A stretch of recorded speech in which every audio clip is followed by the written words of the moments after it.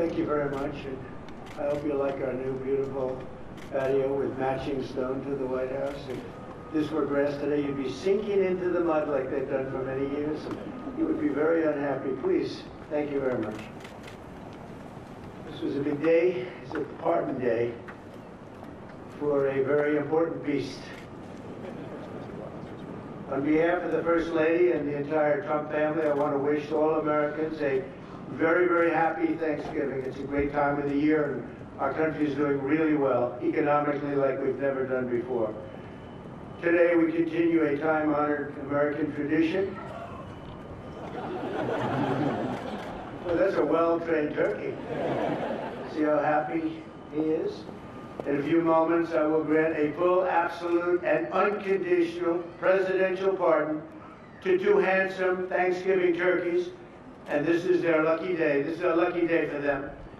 But before going any further, I want to make an important announcement, because you remember last year, after a thorough and very rigorous investigation by Pam Bondi and all of the people at the Department of Justice, the FBI, the CIA, the White House Counsel's Office, and the Department of Everything. We have a Department of Everything. You know what that is? I think that's called the White House. Into a terrible situation caused by a man named Sleepy Joe Biden. He used an auto pen last year for the turkey's pardon. So I have the official duty to determine, and I have determined, that last year's turkey pardons are totally invalid. As are the pardons of about every other person that was pardoned, other than, where's Hunter? No, Hunter's was good. That was the one pardon, Pam, that was good, right? The rest of them are all invalid. I don't know what the hell you're going to do about that, but that's, now we're going to take a little of the joking. That is a mess. But they're hereby null and void. The turkeys known as Peach and Blossom last year have been located, and they were on their way to be processed, in other words, to be killed. But I have stopped that journey, and I am officially pardoning them, and they will not be served for Thanksgiving dinner. We saved them in the nick of time. This one has plenty of time, but they were saved in the nick of time.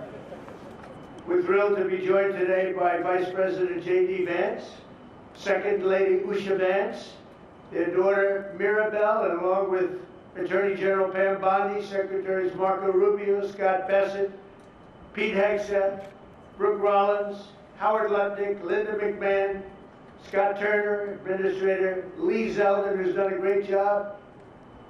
A nuclear power plant gets approved in less than a week. Okay? I'm only kidding, but pretty close to that. And we have more. Where's Lee? Stand up, Lee. One of my great superstars. Thank you.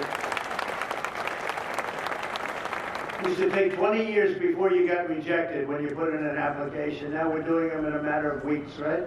And that's why we have the biggest plants anywhere in the world. We're leading in AI. We're leading in everything. Our auto plants are pouring back into our country. Where do you see the jobs coming with them? But many of them are under construction, but Lee's done a great job in getting those approvals. I appreciate it very much. FBI Director Kash Patel has been very busy doing a great job. Also, thank you, Kash. Along with members of, see, you got a follower, Kash. Along with members of Congress, and in particular, I want to mention Jason Smith and David Rozier. Where are those two guys? Come on, stand up, fellas. What good people. Jason knows more about the tax code than any living human being. He knows so much, we don't even want to hear about it, right? Too complicated. We're going to make it a simpler code. But we did in the great big beautiful bill. It was just passed. Your imprints all over that, and it's amazing. The biggest tax cuts in the history of our country for middle-income people. The biggest tax cuts in the history of our country for middle-income people. And the biggest jobs bill ever passed, and nobody thought we could get that one done. I'm glad. And we actually put 4 years, actually probably 8 or 10 years, but we put 4 years worth of material into one great, big, beautiful bill. So that worked out very well, and I want to thank everybody for working on it. JD, that was a great, you know, we were going to do it in small bills. We're going to have 18 bills and do it along the process. I'm glad, Scott, that we got it done. because dealing with these Democrats, I think that's all one shot. But we have it all in one great, big, beautiful bill. Thanks as well to the chairman of the National Turkey Federation and the CEO of Butterball. That's a big deal. Jay Jandren. Where's Jay? Thank you. Stand up, Jay. Thank you very much. Along with his wife Leslie and their 3 children, as well as the farmer who raised these 2 magnificent birds, Travis Pittman, and Wayne County, North Carolina. I won Wayne County by a lot. That means you had to vote for Trump, I think. I won by 92%. I like Wayne County. They're doing all right, right? And this is like a record-setting turkey that's going to be saved. The turkeys being pardoned today go by the names of Gobble and Waddle. When I first saw their pictures, I thought we should send them, well, I shouldn't say this. I was going to call them Chuck and Nancy. But then I realized I wouldn't be pardoning them. I would never pardon those 2 people. I wouldn't pardon them. I wouldn't care what Melania told me. Darling, I think it would be a nice thing to do. I won't do it, darling. These are 2 of the largest turkeys ever presented to an American president, over 50 pounds each. It's the largest we've ever had. And those are big turkeys. Are they as good as the normal-sized turkey? Better or as good? Do they tend to be a little fatty, maybe? No, he said no. He knows the turkey business. Anyway, despite their size, Secretary Kennedy has formally certified that these are the first ever Maha turkeys. I don't know if I agree with that. These are Maha. In other words, they could be fat, but they're still Maha. They've been fattened on a steady diet of grass, beef, to allow the smoothies and all of the other things that they've been eating for this occasion. This was a really big occasion. But they've eaten every fattening food that you can eat. We wanted to really make them special, and they really are. They're like record-setting. I've never seen a turkey that big before. Are they violent at all? Will they attack as I walk over? Because if they were, I'll stay right up here. But as you know, we're a tough-on-crime administration. We are tough on crime. You know, our border had 0 people coming in for the last 7 months, right? 0. I mean, even I find that hard to believe to be. They had millions and millions of people pour into our border, from prisons, from mental institutions, gang members, drug dealers. They poured in to our country like we were stupid people. We're not stupid people anymore. But nobody's ever seen anything. The job that they've done on the Tom Holman, Christy Noem, the whole group, the job they've done on the border is almost like a miracle. We have, and the people that make these statistics have said 0. They've said 0 for the last 7 months. I can't, it has to be like a few people got it, but they say 0. And they're radical left Democrats to do the scoring. So I can't imagine they did that for us. The truth is, we have no people coming into our country illegally. It's an amazing statistic, and I'm very proud of it.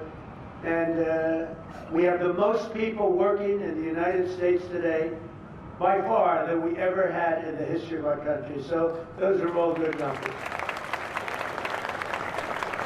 But instead of pardon, some of my more enthusiastic staffers were already drafting the paperwork to ship Gobble and Waddle straight to the terrorist confinement center in El Salvador. And even those birds don't want to be there. You know what I mean? It was a tough. I'd like to thank the president of that country. They do a rather efficient job. It's going to be the largest prison in history. I've never seen anything like it. And a lot of people are behaving on our streets now. You know, Washington, D.C. is considered a safe zone. This was one of our most unsafe places anywhere in the United States. It is now considered a totally safe city. I won't tell you about murders. We're having murders, like a lot of murders, on a weekly basis. We haven't had a murder in 6 months. And it doesn't sound good even to say that. We haven't had a murder in 6 months. But when you are averaging 1 and even sometimes 2 a week, and you haven't had 1 in 6 months, you can walk with your family down the middle of any street, go to a restaurant, you won't get in.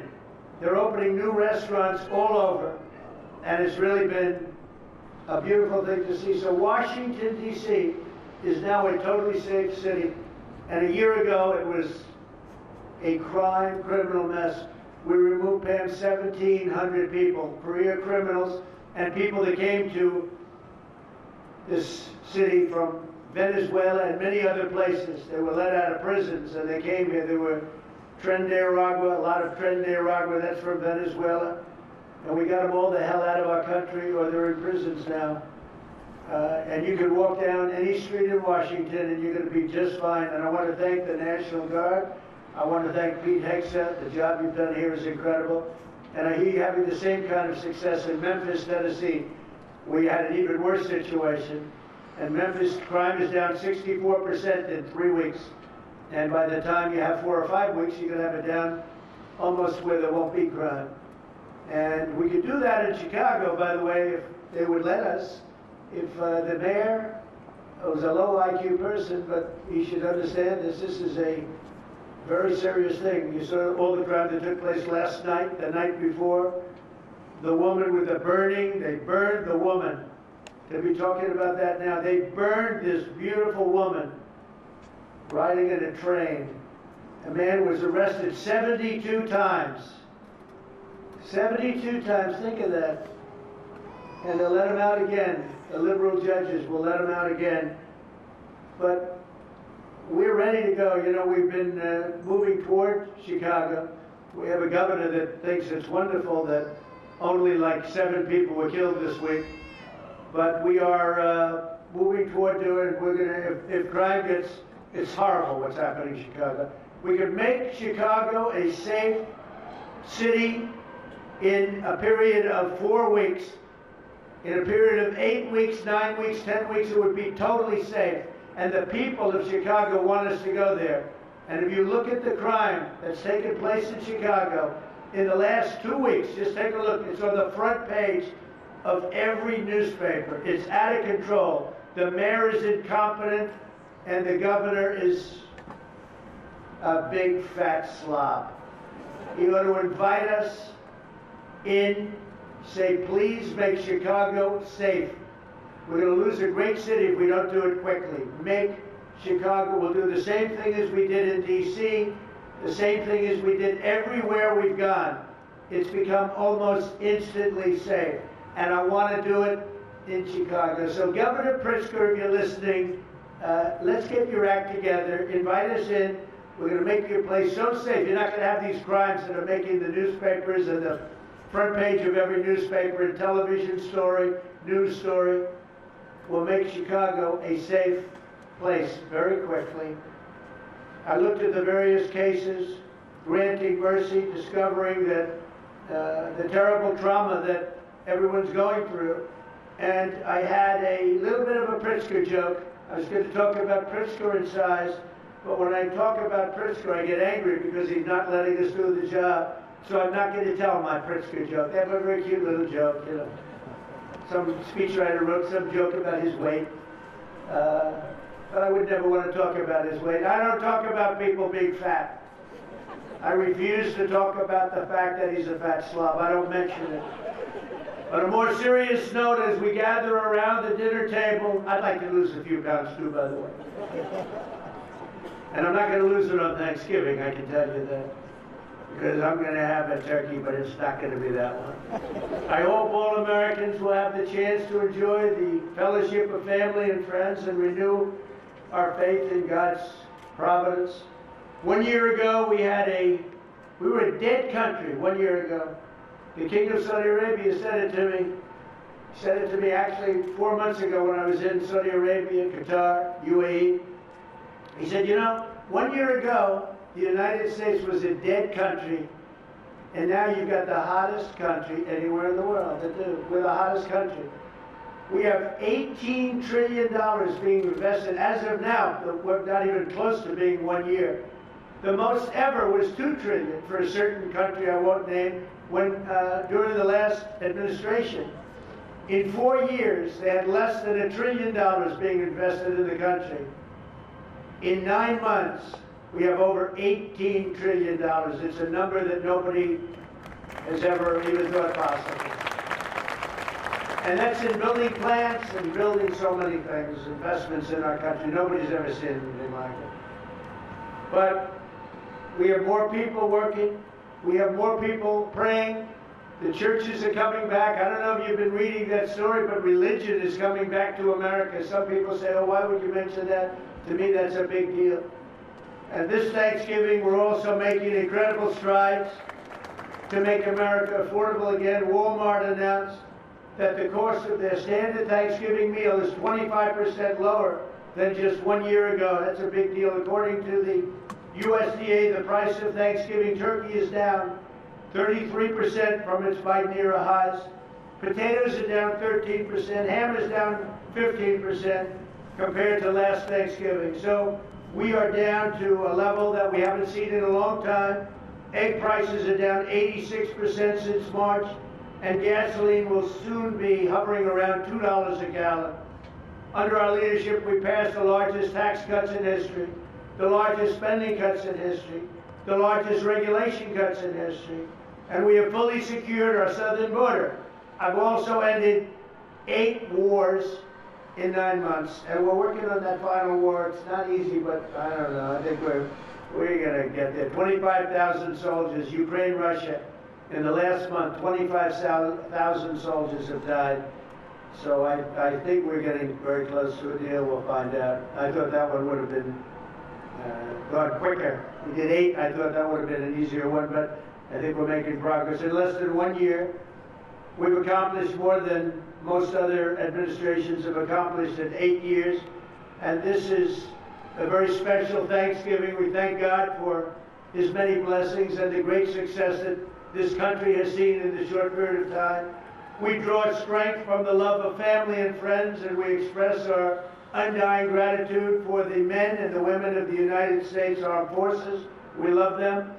We pray that peace and prosperity will continue to bless our land, and together we'll really just keep this great drive going to make America great again. MAGA, I think it's the greatest expression in the history of politics.